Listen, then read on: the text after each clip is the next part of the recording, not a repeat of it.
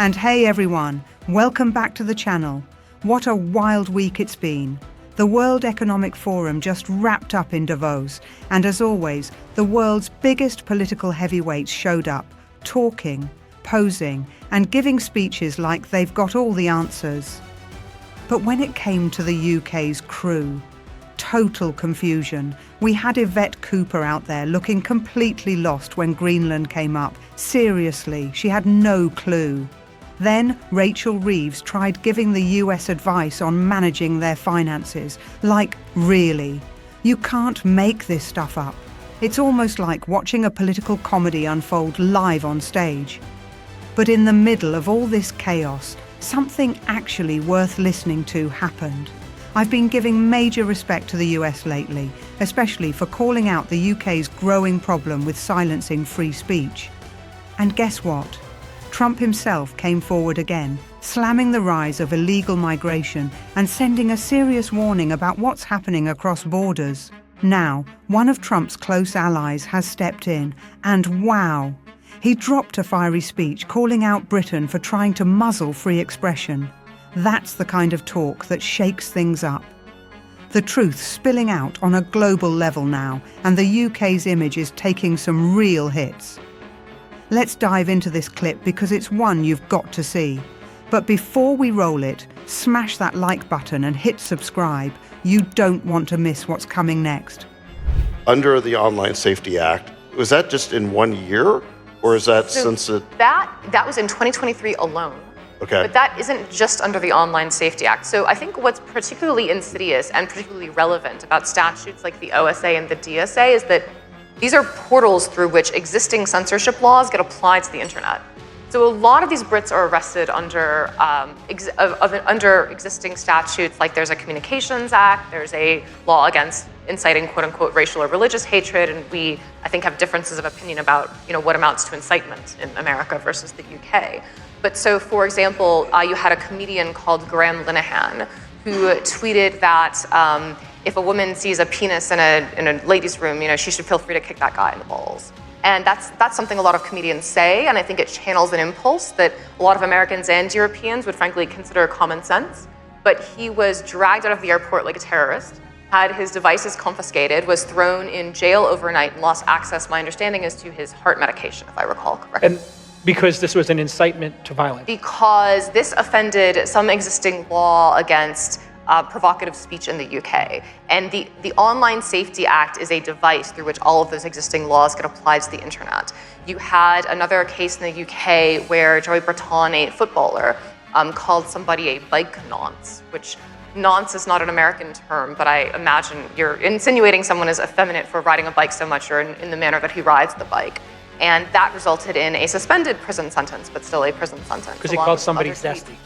Yeah, basically. That's what we call it in the United States now. And there were some other tweets too, but none that would meet the bar for American incitement. So, David, you're absolutely right. So that was in a single year of slightly over 12,000 Brits arrested for speech acts, and that is more than were arrested that year in Russia, more than in China, more than in Turkey.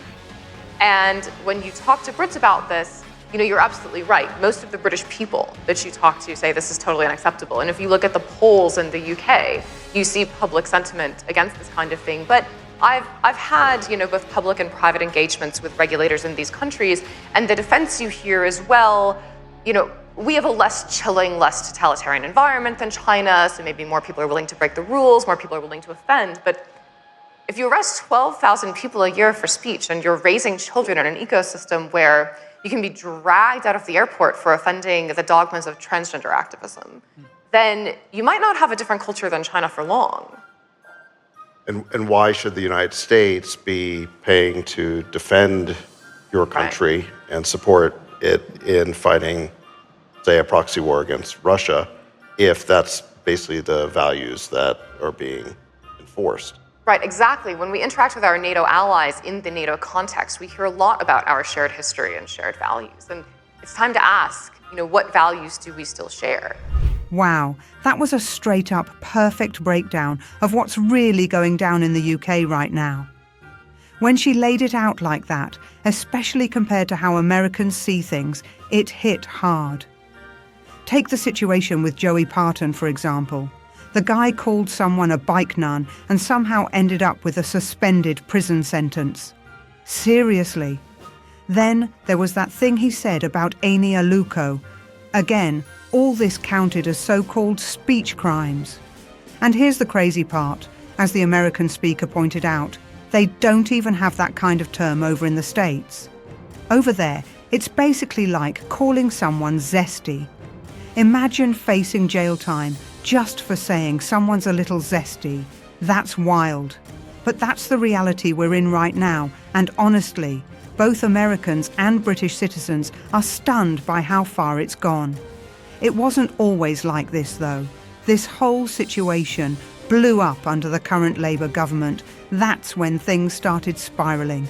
When you actually look at the stats, it's shocking.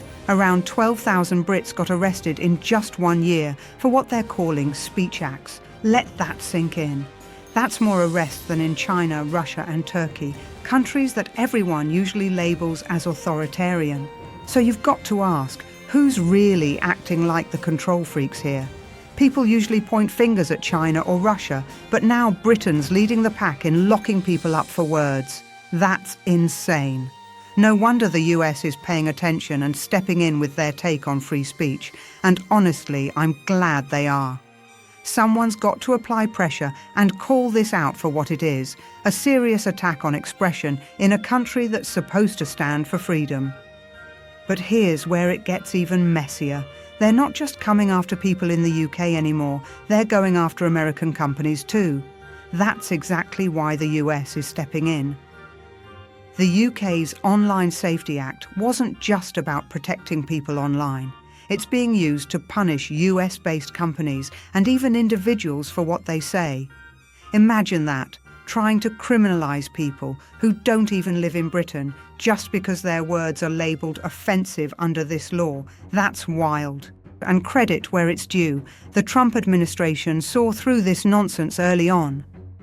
They actually put a pause on that massive tech deal Starmer was bragging about back in September, a deal worth billions.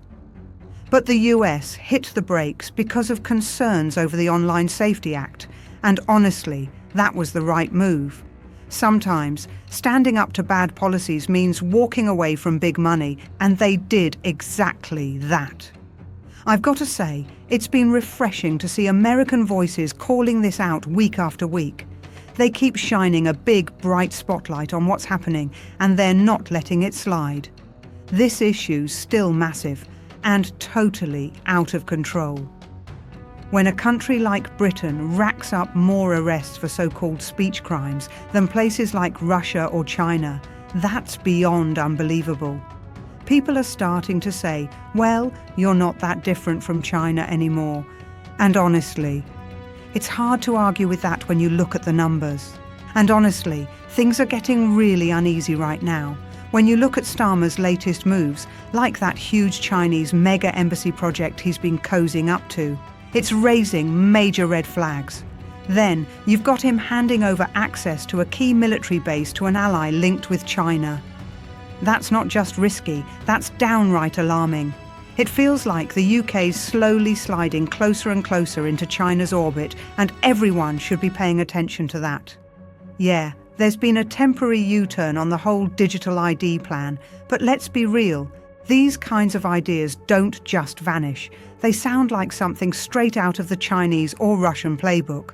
What's wild is that Britain's actually looking worse than both of them right now when it comes to cracking down on speech, and that's completely bonkers.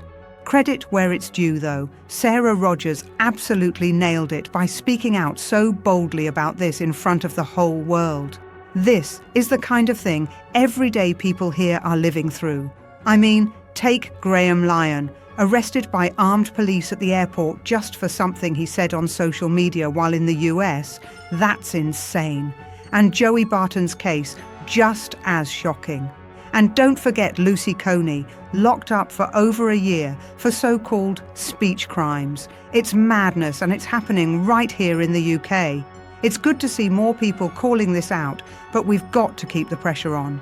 So let me know what you think. Drop your thoughts in the comments below. Don't forget to smash that like, hit subscribe, and share this video so more people see what's really going on. Thanks for tuning in, and I'll catch you in the next one.